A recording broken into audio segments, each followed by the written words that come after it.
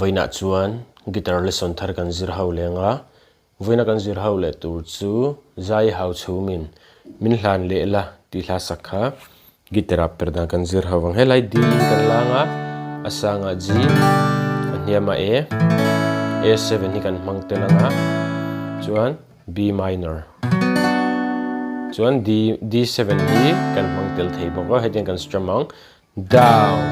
down up down up down down down up ti kha accord kan thak muan deuh hlekna kan hmanga chuan down down down up hi accord kan thak ran na kan hmang leng don le kan nuam nge ka dilung run an em bia thu min hlan le la na na na na na na na tuai sama